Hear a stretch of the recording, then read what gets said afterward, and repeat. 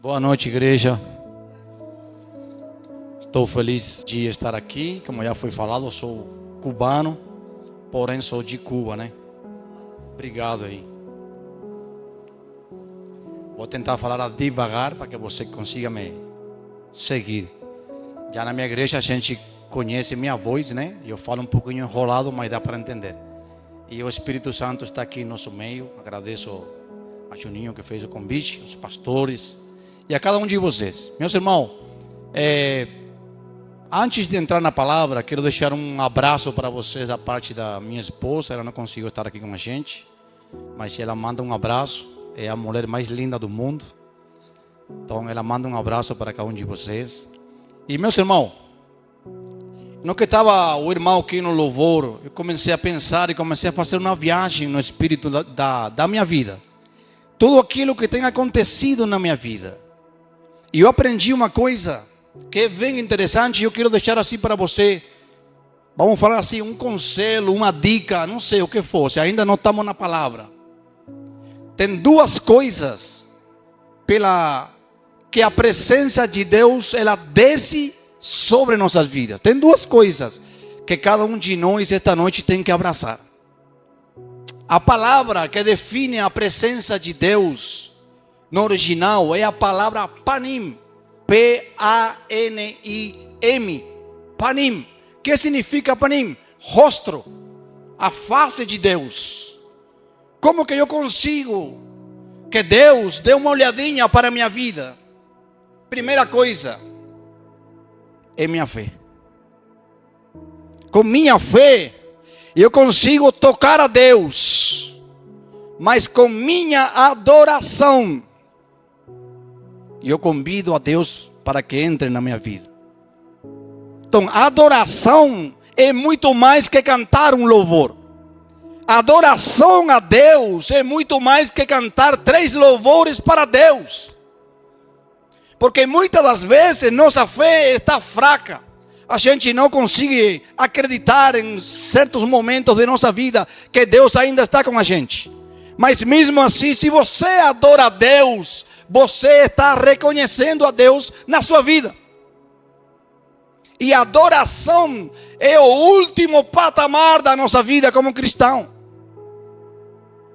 É o último nível da nossa vida como cristão. Adorar a Deus. Louvar a Deus. Deus vem na minha vida por duas coisas. Número 1, o convite. Eu convido a Deus a entrar na minha vida. Como eu faço? Eu sou pregador. Adorando a Deus. Reconhecendo a Deus na minha vida.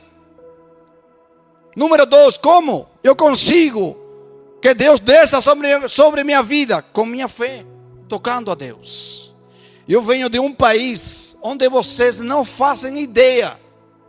Você me faz um sinal aí quando eu tenho que parar de falar. Minha esposa, ela sempre faz assim como uma tesoura. Aí eu sei que a gente tem que dar um jeito. Porque no meu país, uma pregação, você tem que preparar bem. Porque em Cuba, para ir na igreja, você tem que acreditar em Deus mesmo. Porque muitas das pessoas que estão dentro da igreja em Cuba não conseguiram tomar café nesse dia. Muitas das pessoas que estão dentro das igrejas em Cuba pulando, adorando a Deus, não tem nada para comer na sua casa. Quando a gente morava em Cuba, se você achava um parafuso na rua, você guardava, você pegava. Minha esposa às vezes saía na cidade e ela voltava para minha casa e falava: amor, tenho um presente para você.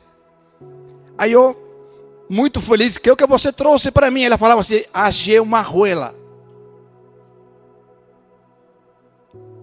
Mas sabe o que, meu irmão? A gente aprendeu a valorizar cada oportunidade da vida. Porque cada oportunidade é valiosa para nós. Só que muitas das vezes, o conforto, a fatura, nos afasta do projeto de Deus. No meu país, você come só um pão por dia. É só um pão, um pãozinho. Você comprou na parte da manhã, Você tomou um golinho de café, esqueça bolo, presunto, manteiga, esqueça tudo isso. Só um pãozinho com um golinho de café. Se você tem filhos, você não come pão, você deixa o pão para os filhos. Você comprou um pão de hoje, até amanhã você não tem mais pão. Então, no meu país, todo é um milagre. Ter um par de chinelos é um milagre. Ter uma bicicleta com os 2 pneus novos é um milagre. A energia, irmão, é um luxo em Cuba. O governo tira a energia da população 3, 5 dias, apagão geral. E o normal é 4 horas de energia por dia. Mas a gente aprendeu uma coisa: acima de tudo isso está Deus.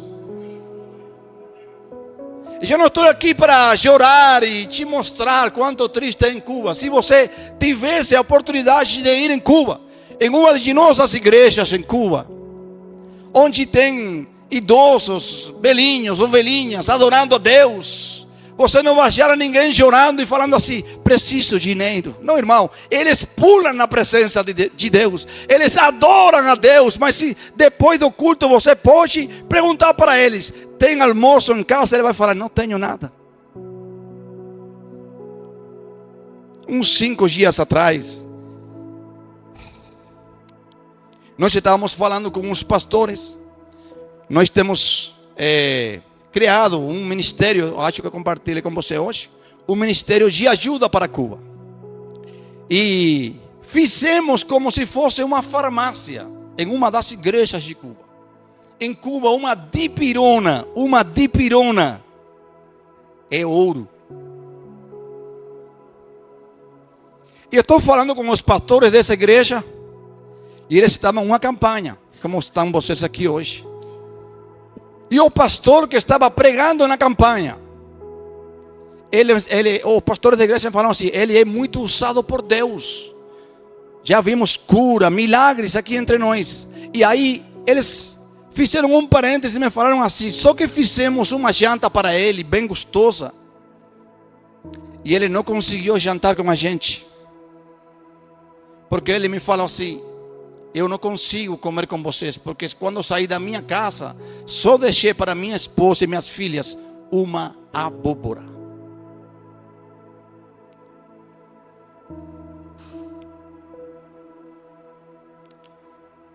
O governo dá para você, no meu país, por mês, um copo de óleo. Só um copo de óleo. Arroz, meio quilo de arroz por mês. Carne de vaca, proibida. Obrigado a Deus que eu estou aqui, conheci o churrasco com carne de boi. Mas a gente em Cuba, além de tudo isso, a gente aprendeu a adorar a Deus. Eles oram com força.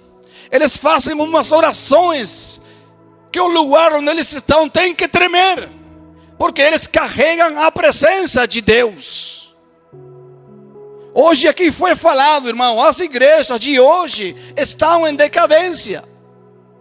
Muita palavreria, muito show, mas a gente não está carregando aquilo que é presença de Deus. Aquilo que é demonstração do poder de Deus em nossa fala, em nossas atitudes. Não é que eu sou pastor porque alguém falou assim: a ele é pastor. Eu não sou feliz por ser pastor. Não preciso que ninguém fale: eu sou um pastor. Não é isso que faz o que eu sou. O que eu sou faz a presença de Deus na minha vida. E na tua vida também.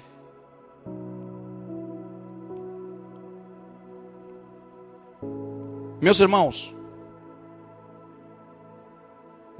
eu nunca tive o sonho de ter um carro em Cuba. Nunca. A gente morava acima da meia, mas nem dormindo sonhei com ter um carro. Não tenho um carro novo, mas é meu primeiro carrinho, minha Ferrari. Mas quando nós saímos de Cuba, você sai fugido. Você tem que fugir. Você não pode falar assim, eu estou indo embora para o Brasil. Irmão, está fora da realidade de vocês. Mas a gente aprendeu a aproveitar as oportunidades. E eu conto para você parte da minha história, para que você valorize tudo aquilo que você tem na sua vida. Hoje eu mandei uma foto para um pastor de Cuba. Ele tem uma igreja lotada de pessoas. E eu fui no supermercado, fui na parte do açougue, onde tem as carnes, e enviei uma foto para ele. E escrevi: carne de vaca liberada. E ele mandou, não sei, uma figurinha de uma pessoa que se desmaiava. Porque nós não comemos carne de vaca em Cuba. Você não consegue. Você consegue só escondido da polícia. Sapatos. Pastor, se você tem 2 pares de sapato em Cuba, como você fala aqui, você é um cara. Mas, meus irmãos, o mais impressionante não é isso.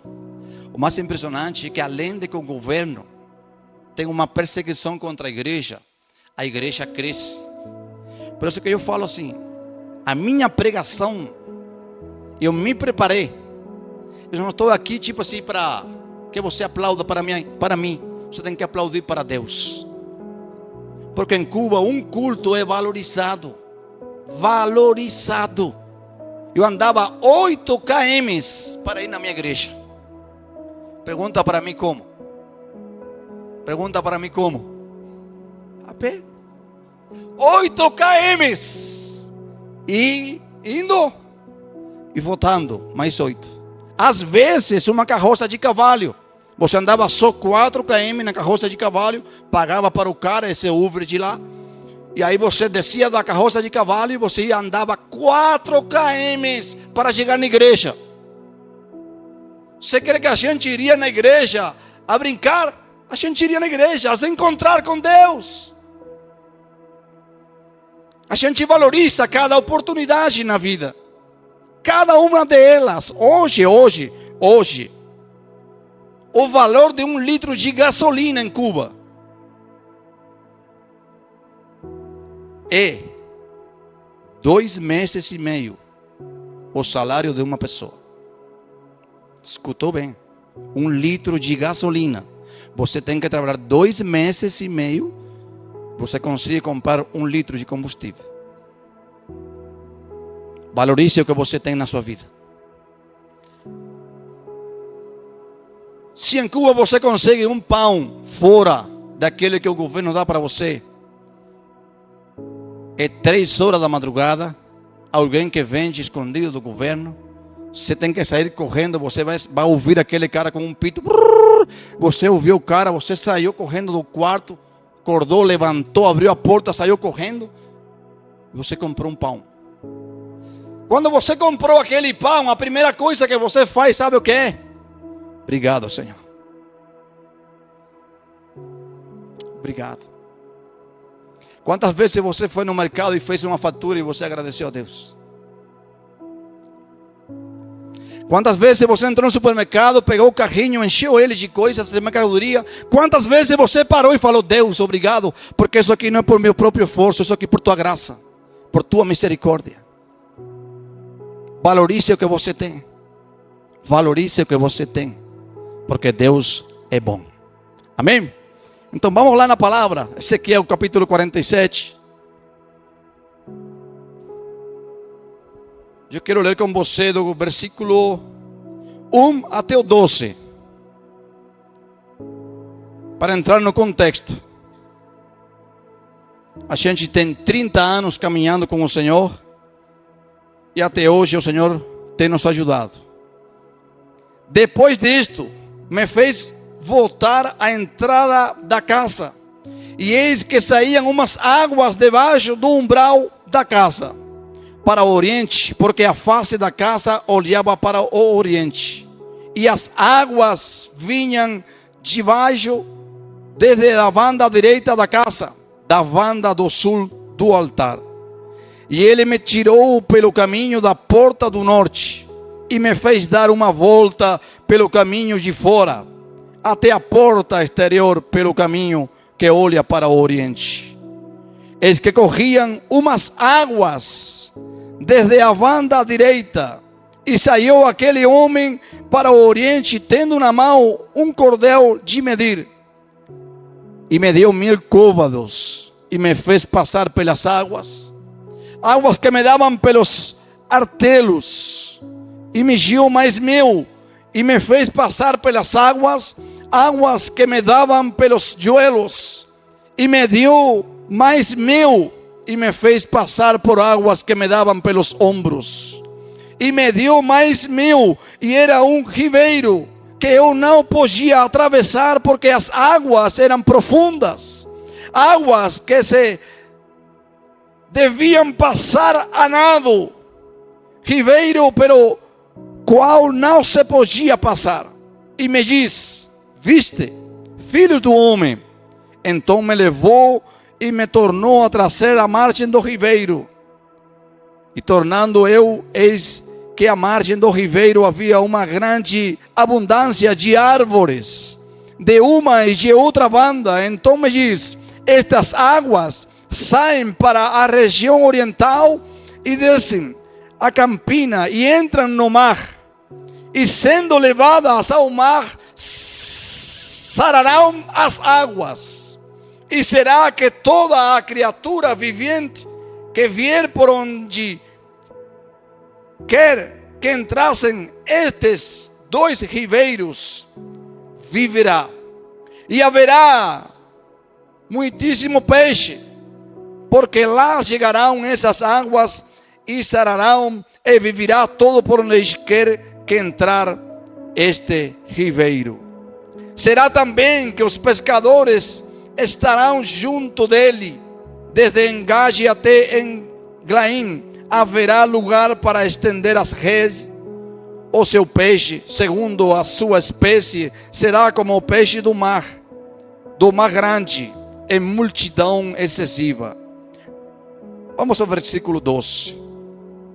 E junto do ribeiro, à sua margem, de uma e de outra banda, subirá toda a sorte de árvore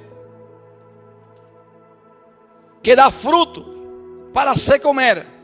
Não cairá a sua folha, nem perecerá o seu fruto. Nos seus meses produzirá novos frutos, porque as suas águas saem do santuário, e o seu fruto servirá de alimento, e a sua folha de remédio. Maravilhoso Deus, muito obrigado, Senhor, por tua palavra, por tua graça e por tua misericórdia. Seria em vão se hoje aqui entre nós não tivesse a tua presença. Desde já te agradecemos por tudo aquilo que aconteceu, mas também por aquilo que acontecerá na hora, no momento, no tempo na que tua palavra será pregada em nosso meio. Em nome de Jesus, amém e amém, aleluia. Meus irmãos, o profeta Ezequiel, ele é conhecido como o profeta das visões, o homem que teve mais visões na escritura, aquele homem que foi levado pelo Espírito. Lembre-se de uma coisa: estamos frente a uma visão, não é uma história real, não é o que aconteceu na vida real, é uma visão que ele tem na presença de Deus. E uma das coisas que está faltando hoje dentro da igreja é ter uma visão de Deus. Não é uma visão do homem, não é uma visão dos pastores, não é uma visão que eu vou criar ela mesma para eu falar que Deus me falou. Eu preciso para mim, para minha vida, para minha casa, para minha família, ter uma visão de Deus. Eu posso até ter a missão de Deus, aquilo que Deus quer que eu faça na terra, mas além de eu conhecer a missão de Deus, nossa missão é pregar o Evangelho. Essa é a missão de toda a igreja, não do pastor, evangelista, é a missão da igreja. E eu posso saber qual é meu chamado na terra, mas além de eu saber minha missão, eu preciso ter uma visão de Deus. Por quê? Porque a visão de Deus, ela vai me dar algumas coisas interessantes para a minha vida. Número 1, a visão vai nos dar o quê? O que de Deus? O que eu preciso para fazer a obra de Deus na terra? A segunda coisa que a visão vai me dar a mim, como homem ou mulher de Deus, é o como de Deus. Como eu vou fazer aquilo que Deus quer que eu faça na terra. A terceira coisa que uma visão vai dar para nós é o quando de Deus. O quando de Deus. Quando é o tempo de eu me lançar para o frente. Quando é o tempo de eu ficar calado. Porque muitas das vezes o mais espiritual que eu poderia fazer, muitas das vezes o mais espiritual que você pode fazer é fechar a boca. É descansar, é dormir. Eu vi muitas coisas, eu vi muitas pessoas já servindo na igreja, servindo na obra do Senhor, mas não tem conhecimento do Senhor. Eu vi já muitos líderes em posição de liderança, mas não tem intimidade com Deus. Não é aqui, é lá em Cuba, aqui em Brasil é tudo bom. Eu vi muitos líderes que estão lá na posição alta, acima de várias pessoas, mas esqueceram do Senhor da obra. E nós estamos aqui hoje em uma campanha, dando início a uma campanha onde a passagem da Bíblia fala de um rio que sai do umbral, que sai do altar do templo. Capítulo 40 até o capítulo 48 do livro de Ezequiel é uma visão que ele tem na presença de Deus. Deus está mostrando para ele como vai ser construído o templo após o exílio. Eu quero que faça assim. Deus começou a passar para ele tudo o que eles deveriam fazer. Até aí tudo bom. As medidas, tudo tinha que ser feito na medida que Deus estava falando. Só, meu irmão, que o templo é importante. Essa casa, essas paredes aqui, as lâmpadas, a internet, o microfone, tudo isso é importante. Tem que ter alguém que esteja nesse trabalho. Só que no capítulo 47, Deus abre aspas.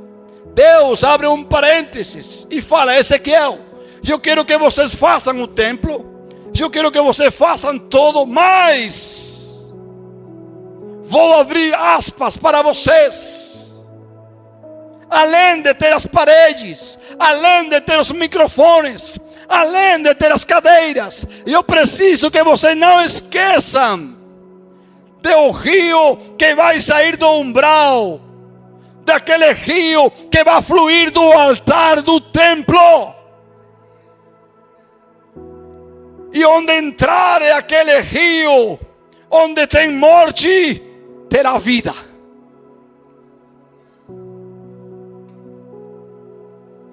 Não esqueçam, abro aspas, abro parênteses, e vou te mostrar agora uma visão de aquilo que acontece quando minha presença entra, quando minha presença chega, quando minha presença desce.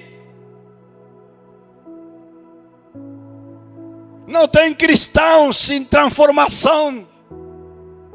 Eu posso falar que sou cristão, eu posso falar que sou crente, mas se a minha mentalidade é a mesma, eu não sou crente. Tem que ter transformação. No último e grande dia da festa, no Novo Testamento fala que Jesus tomou a palavra e falou assim: quem tiver sede, venha a mim, e do seu interior vai fluir um rio de água viva. Quem tenha sede, venha até a mim, está falando Jesus. Mas se eu não tenho sede por Ele, eu não vou procurar Ele. Aqui nessa passagem, parecia um homem, outras versões falam um anjo. Ele tinha um cordeiro na mão dele e ele mediu uma distância. Mas o profeta, na visão, o profeta entrava nessa medida para ele. Mediram mais outra distância e ele entrava nessa medida e a água ia subindo o nível. Porque a escolha é minha e a escolha é sua. Por isso que às vezes chega alguém na igreja, 1 mês, 2 meses, 3 meses, 6 meses, 1 ano, e Deus começa a usar ele. E Deus começa a fazer demonstração de poder com ele. Unção, presença de Deus. Por quê? Porque ele tem sede de Deus. Porque ele tem fome da presença de Deus. E todo vira milagre. Temos problemas, temos situações, amém. Mas Deus está em nossa vida. E o profeta, ele está vendo aquela visão, ele não está entendendo o que está acontecendo, porque até agora, capítulo 46, é só falando do templo, mas agora Deus está mostrando para ele o que vai acontecer com aquele rio que está saindo do altar do templo. Que será de uma igreja se não tem um Espírito Santo? Que será de nossas vidas se a gente não carrega a presença, a intimidade com Deus? Já ninguém fala de santidade nas igrejas. Pouco mensagem de santidade. Vamos lá na igreja, Deus vai mudar a tua vida. Vamos lá, irmão. Muitas das vezes a gente entra na igreja e não acaba o problema, começam outros problemas. Evangelho falso, pregamos um evangelho fácil para a gente. Tem uma história, é só uma história. Um homem que foi abordar um avião, e ele subiu e falaram assim para ele: ó, nessa mochila aí, essa mochila pesa uns 25 quilos aproximadamente. Nessa mochila, você fala paraquedas? Ah, obrigado. E nessa mochila aí tem um paraquedas. O peso aproximadamente uns 25 quilos. Você vai pegar essa mochila, vai colocar nas suas costas. Você vai subir no avião e sua viagem vai ser melhor.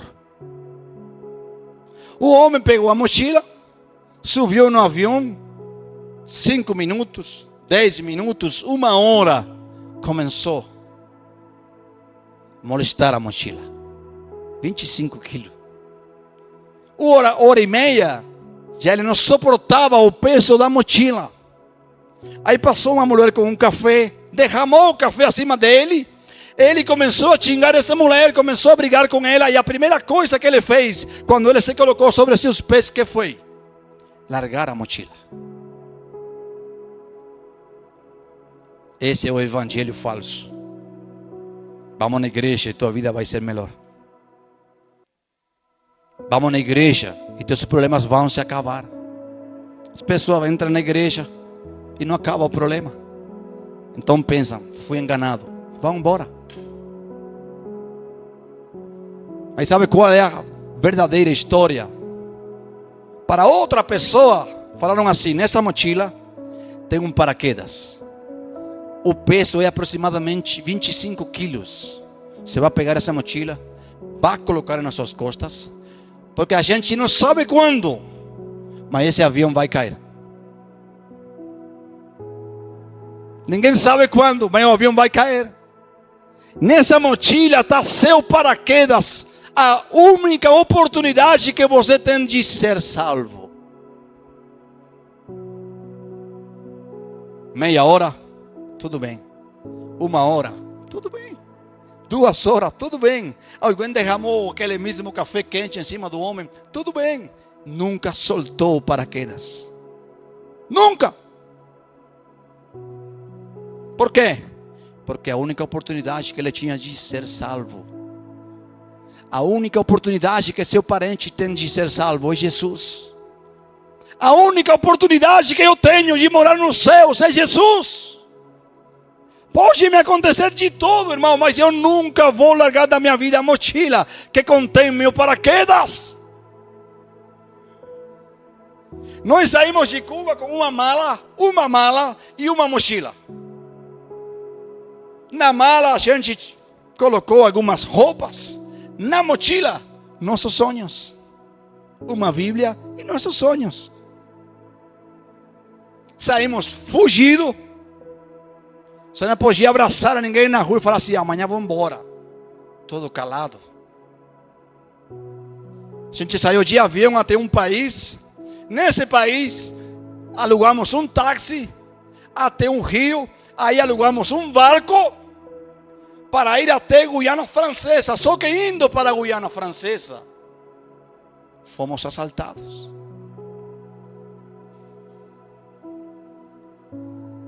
Alrededor de 60 pessoas no barco. Todos desceram do barco, na margem, na outra margem, Guiana Francesa. Quando eu vou descer do barco, ele me fala em inglês: please sit down. Porque o cara do táxi falou para ele que me ajudasse, né? O cara ia me ajudar. Então eu confiei nele, fiquei no barco. O cara deu ré no barco, colocou o barco no meio do rio. Pediu minha grana. Pediu meu dinheiro. Mas Guiana Francesa está no meio da travessia. Se eu dava o dinheiro, iria morrer lá. E aí? Só Deus. Larguei a mochila. Xinguei para Deus. E Deus deu livramento, irmão. Deus deu livramento. Até hoje eu não sei o que ele viu. Nem quero voltar lá a perguntar para ele. Eu não sei o que ele viu. Mas eu falei para ele que tinha que ligar o motor do barco e deixar a gente lá na margem do rio. Em inglês. Um inglês aí mais ou menos que a gente sabe. Para se defender. Porque em Suriname os homens falam 7 línguas. E as mulheres só falam uma. Ou seja, os homens conseguem falar algumas coisas que nem a sua própria esposa entende. E a gente nunca largou a mochila. Porque eu entendi que tenho só uma oportunidade de ser salvo: Jesus. E o que a presença de Deus tem feito em nossas vidas é extraordinário. Eu amo o templo. Eu amo as pessoas, mas eu amo a presença de Deus. Eu amo a minha esposa. Você não imagina como eu amo a minha esposa. E agora que não está aqui, vou falar. Aproveitar. Às vezes eu oro assim para Deus. É uma oração louca, você não faz, mas eu faço. Talvez a oração mais ignorante da minha vida. Mas às vezes eu falo para Deus: se o custo da tua presença é minha esposa, pode te levar embora. E você não faz ideia o que significa minha esposa para mim. Mas a gente aprendeu a amar a presença de Deus. Esse rio que flui do altar, irmão. Esse rio que vai sair do umbral de Deus. Está falando da presença do Espírito Santo de Deus. Não precisamos muita teologia aqui hoje. Esse rio é a presença do Espírito Santo de Deus. E o apóstolo Paulo falou assim: eu não estou entre vocês com palavrerias de sabedoria humana. Eu estou entre vocês com demonstração de poder. Poder de Deus. As orações fracas, as orações sem vida têm que sair embora das igrejas. Os milagres têm que voltar. Nossa fé não está sustentada, não está baseada em sinais. Foi falado aqui hoje. Mas precisamos sinais. Precisamos demonstração de Deus. Que você ore por um enfermo e ele seja curado. Que você ore por alguma pessoa endemoniada e seja liberta. Precisamos. Livro de Atos, os apóstolos oraram assim a Deus: Deus, olha para as suas ameaças, mas no mesmo tempo que nós pregamos teu evangelho, vem sobre nós com demonstração, sinais, milagres, prodígios. Sabe o que é um prodígio? É mais que um milagre. O prodígio é quando alguém tem só uma perna, você vai orar por ele e essa perna apareceu.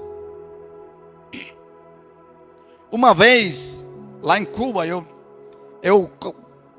não estava assim, vamos falar, eu não me sentia 100% um homem de Deus. Sabe esses dias que a gente tem? Eu saí andando pela rua, passei na frente de um hospital. Tinha uma irmã aí que ela me conhecia e falou assim: pastor, você consegue fazer uma oração por meu neto? Irmão, eu nem estava aí. Eu falei: eu faço. Orei dentro do hospital. Vou te explicar rápido. Minha filha e meu genro são médicos, eles não estão aqui, eles poderiam explicar melhor. Mas enfim, era mais ou menos assim. Aqui na cadeira dele, ele tinha uma cadeira com uma medida de 4 e na outra tinha 2. Mais ou menos assim é a história. Chorei por ele e fui embora. Mas pense comigo, eu não estava me sentindo como um homem de Deus. Estava fraco. Mas chorei e fui embora. Passou um mês mais ou menos. Vi ela, começou a pular, me abraçou e falou: pastor, Deus fez o milagre. Quando meu neto voltou a fazer o exame de novo, as 2 cadeiras tinham 3. Em uma tinha 4 e em outra 2. Ou seja, Deus mexeu nas 2. Eu não estava me sentindo bem, mas Deus agiu. Porque o poder de Deus não tem nada a ver com meu estado de ânimo, nem com seu estado de ânimo. É aquilo que eu carrego. É sua presença. É seu Espírito Santo. É que onde você entre, está entrando a presença de Deus. Você não precisa falar, você precisa entrar, aleluia. Onde você entra o Espírito Santo. Eu não vou lá na casa dos meus parentes, porque eles bebem. Vai lá, irmão, entre lá. Mas que nas festas dele eles ficam bêbados, irmão. Você vai lá e você entrou na casa de seus parentes. E quando você abre a porta deles, você está entrando a mesma presença de Deus. E o profeta viu aquela visão. E o rio começou a fluir. O rio começou a fluir e começou a entrar. E saíram 2 ribeiros do rio. E a Bíblia fala que onde eles chegavam, todo cobrava vida. Tudo. E o versículo 12, que é aquele que vocês escolheram, ele vê na margem do rio árvores. Árvore que fala a Bíblia que iba a dar os frutos no mês onde tinha que dar os frutos, no tempo certo. Não é aqui, é lá em Cuba. Aqui é bom. Quantas vezes você viu um crente com 10 anos, 15 anos na igreja, 20 anos na igreja, e está no mesmo lugar? Não cresceu? Não amadureceu. E a Bíblia fala que as folhas das árvores não iriam cair. Eu te pergunto, o que significa isso? Isso significa o sobrenatural de Deus. Aquilo que é sobrenatural, aquilo que vai mais além daquilo que eu consigo enxergar na terra. O sobrenatural de Deus, onde tudo acontece. Quando você entra no sobrenatural de Deus, tudo acontece. Fala comigo, tudo acontece. Se nós conseguíssemos hoje entender essa verdade simples assim, no sobrenatural de Deus, tudo acontece. O homem feio casa com a mulher bonita. Tudo acontece. Por quê? Porque estamos no sobrenatural de Deus. onde as trenas do homem não conseguem fazer uma medição. Vamos fazer aquilo lá e alguém fala: ah, mas pastor, aí não vai dar certo. Vai dar certo, porque eu estou andando no sobrenatural de Deus. O normal, o natural, o mais lógico é que as árvores têm uma época do ano onde elas ficam sem folha. Mas o profeta, na visão, ele fala assim: e as folhas nunca caíram. Irmão, no sobrenatural de Deus, a gente não vive, não anda, não milita na carne. A gente milita no espírito. Vou te falar uma coisa: a carne nunca, esqueça, nunca na carne a gente vai ver uma visão de Deus. Nunca. E carne não é só, a gente fala assim às vezes: essa carne aqui é ruim, não, essa carne aqui é boa. Esse é o corpo. E o corpo é templo do Espírito. A carne é onde estão todos aqueles sentimentos ruins: inveja, ciúme, não sei quantas coisas. Essa não é aqui. Aqui é maravilha, pastor, aqui é bom. Sobrenatural de Deus, onde tudo acontece, onde eu oro por alguém e é curado. Não preciso dar um RTT, não preciso dar palmas, só falar: sai, e tem que sair. Prova para mim onde Jesus sapateou, fez RTT para sair um demônio. Só falava: sai.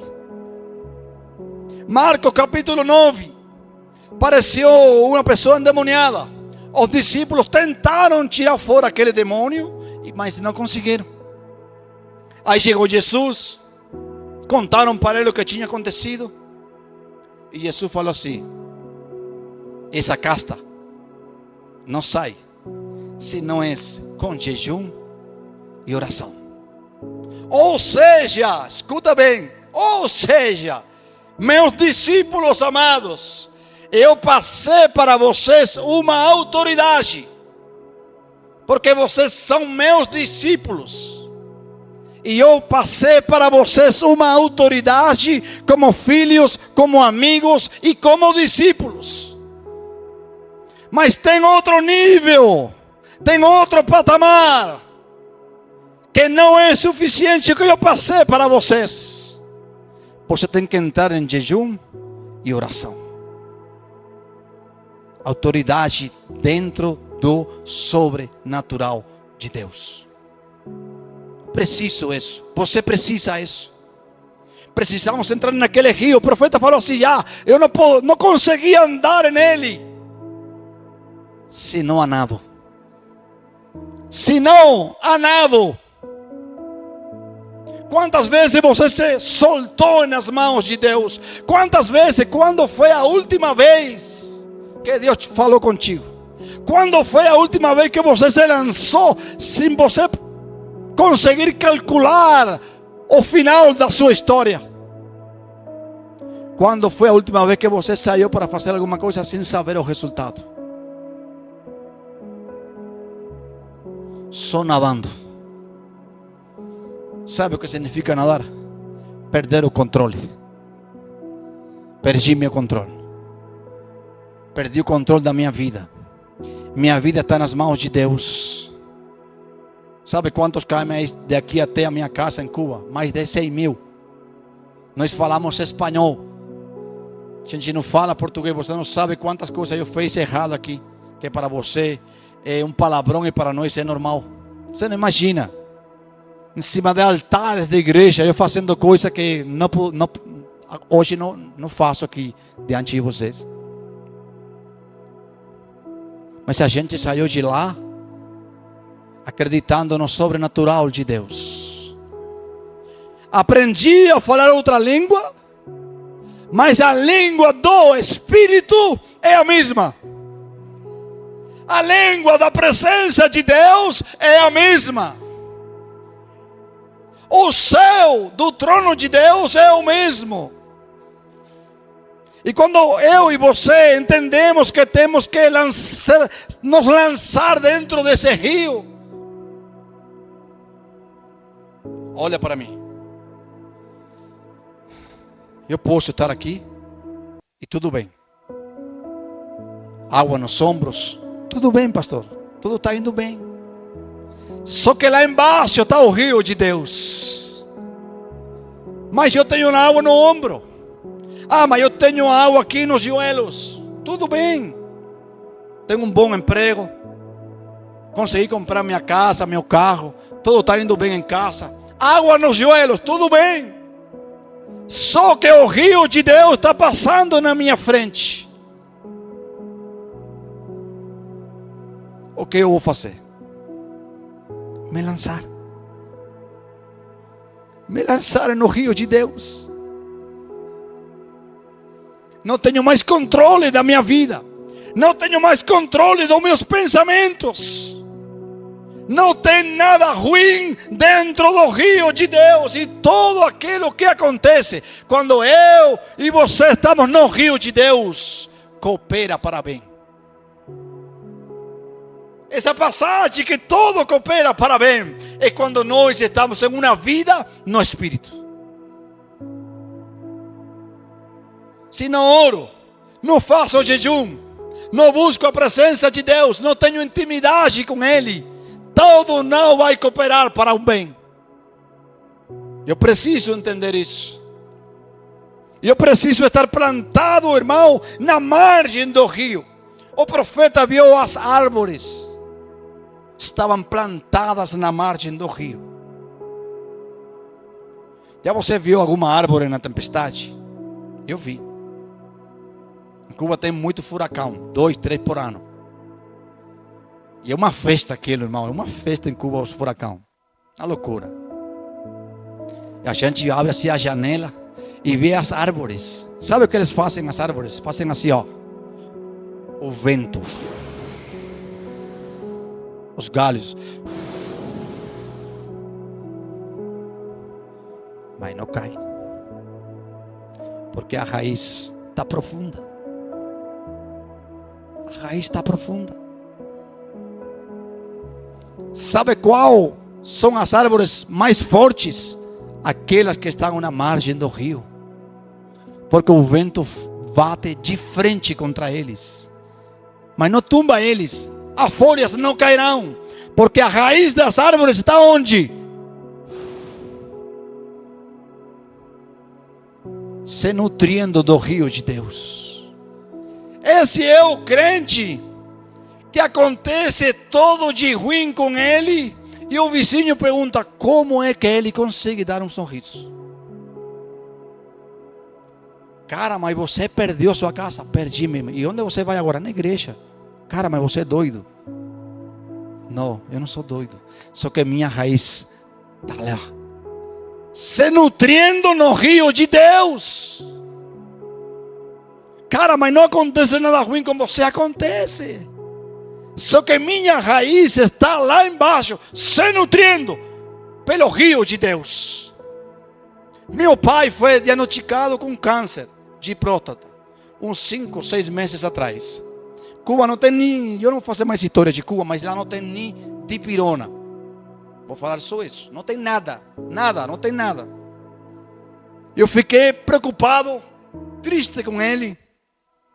Minha esposa olhou assim para mim e falou: amor, tudo está no controle de Deus.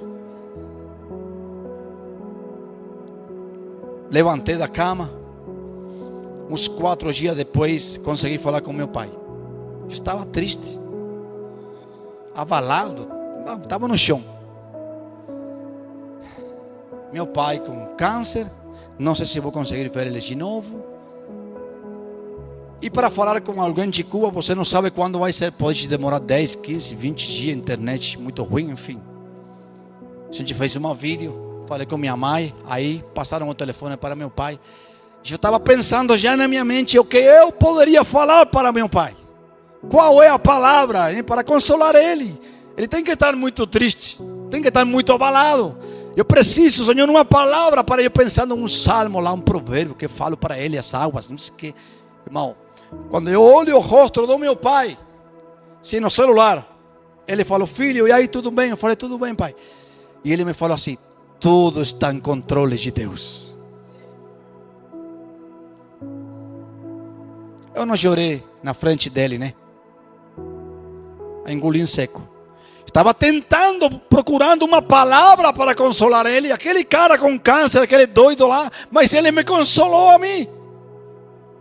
Por quê, irmão? Porque ele está na margem do rio de Deus. E nossa vida na terra, a gente não sabe. Talvez amanhã eu possa até morrer. Esqueça de mim. Mas não esqueça o que Deus está falando contigo hoje. A gente precisa pular no rio de Deus. Entrar no rio de Deus. Eu nunca preguei, eu nunca louvei, mas você pode ser um pregador amanhã. Você pode ser um evangelista amanhã. Você pode ser um pastor amanhã. Alguém que pode cantar um louvor aqui na igreja. Você pode ser usado por Deus amanhã. Ciúme tem que ir embora. Inveja tem que ir embora. Enfermidade tem que ir embora. Demônios tem que ir embora. Em nome de Jesus. Pessoas que estão dentro da igreja, mas estão secas, tem que sair embora. Aquilo que está seco, a pessoa fica na igreja. E olharam assim, caramba. A gente precisa ter essa intimidade com Deus. A gente precisa entender essa verdade. É simples. As folhas não cairão. Não cairão. E no tempo certo a gente vai dar fruto. Eu não preciso que você não pegue sua bênção para eu pegar a minha. Minha bênção é minha. Sua bênção é sua. Aquele irmão foi abençoado por Deus. Bata palmas por ele. Sua bênção, se não chegou, já está vindo. Já está vindo, está chegando. Nós chegamos aqui sem nada. A pé, trabalhando. Não falava nada. Nada, não entendia nada. A gente morou 2 meses e 20 dias na casa de um pastor brasileiro. Vocês falam muito e comem muita carne. Todos os sábados eles faziam um churrasco. Se juntavam 15, 20 irmãos da igreja. E começavam a falar. De futebol, de igreja, Espírito Santo. Não sei o que lá. Irmão, nós ficávamos com labirintite. Você ri, né? Aí eu olhava com meus olhos assim. Olhava assim para minha esposa e fazia um sinal assim para ela. A gente ia no quarto, fechava a porta, a janela, ligava o ventilador e ficávamos 10 minutos fazendo exercício de respiração. Para se acalmar. 10 minutos. Aí eu perguntava para ela, está pronta? Ela falava, tô. Vamos de novo. A gente saía. O brasileiro fala, né? A gente não entendia nada. A gente começou a trabalhar. Não entendia nada. Uma vez assim, um dos patrões que eu teve falou assim: Seu Luzardo, você sabe onde que está a marreta? Marreta em Cuba, lógico que tem outro nome, né? Mas tem uma ferramenta em Cuba que o nome é bem parecido com marreta. E ele me falou assim: você sabe onde está a marreta? Eu falei: eu sei, eu vi. Você pode trazer ela por gentileza? Eu falei: eu vou. Andei 200 metros buscando a marreta. Só que eu peguei outra ferramenta. Coloquei no ombro. Quando ia chegando onde eles estavam, começaram a dar risada. Eu falei: ó, está errado. Não deu certo. Aí eu perguntei assim: e aí? Ele falou: não, essa não é a marreta. É a marreta. Ele me falava a marreta, mas eu não entendia. Aí eu peguei o celular, dei para ele, ele escreveu marreta em tradutor, aí sai o nome de Cuba, Mandarria. Falei: ah, peraí. E foram tempos difíceis para a gente.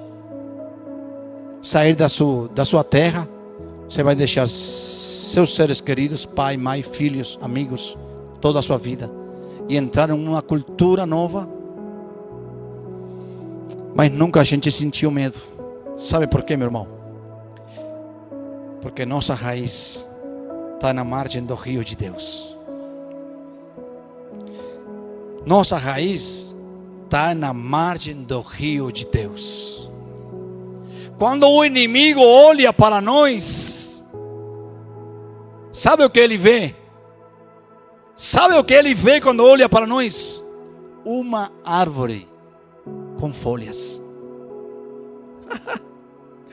Mas não está chovendo, como que esse cara tem folhas? Porque sua raiz está no rio de Deus. Mas está na época de estar sem folhas. Não, mas ele nunca perde as folhas, porque ele está na margem do rio de Deus. Deus sempre tem trabalhado em nossas vidas, minha vida, a vida da minha esposa, com mão forte. Quando começam a acontecer coisas em nossas vidas, coisas fortes, ela só olha para mim e fala assim: é Deus. É Deus trabalhando. A gente não sente medo do inimigo. Isso ficou para trás.